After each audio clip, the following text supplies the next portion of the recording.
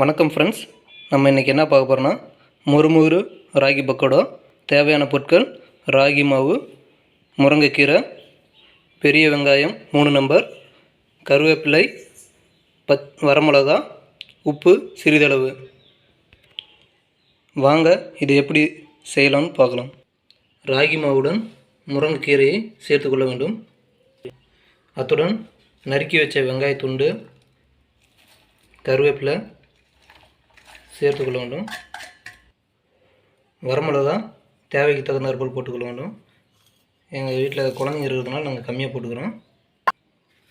தேவையான அளவு உப்பு சேர்த்துக்கணும். சிறிதளவு சமையல் சோடா அத்துடன் சேர்த்துக்கொள்ள வேண்டும்.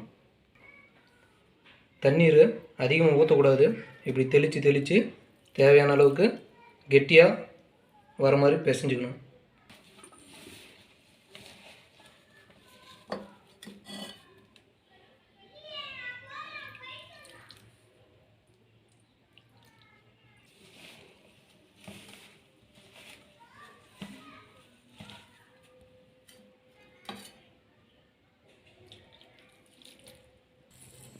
இந்த மாதிரி மாவு இணக்கமாக வர மாதிரி பிசைஞ்சுக்கணும்.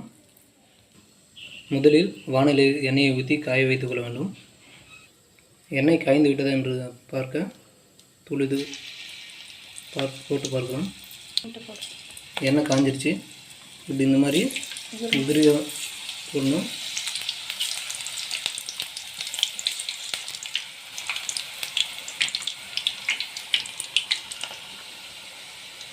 எண்ணெய் இந்த மாதிரி கொதிக்கிறது அடங்கினதும் நல்லா பொன்னிறமாக வர வரலாம் ஃப்ரை பண்ணணும்.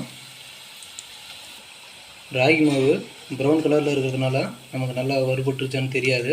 இப்படி எடுத்து இப்படி நம்ம ஆட்டும் பொழுது நல்லா மொறுமொறுன்னு அந்த சவுண்டு வரும். அப்போ பார்க்கும்பொழுது வெந்துருச்சுன்னு நம்ம தெரிஞ்சுக்கலாம். மொறுமொறுன்னு இப்போ ராகி பக்கோடா ரெடி ஆயிடுச்சு.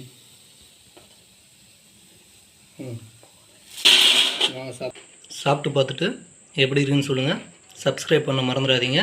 பெல் பட்டனை கிளிக் பண்ணுங்கள். அப்போ தான் நாங்கள் போடுற வீடியோலாம் நோட்டிஃபிகேஷன் வரும். Thank you friends.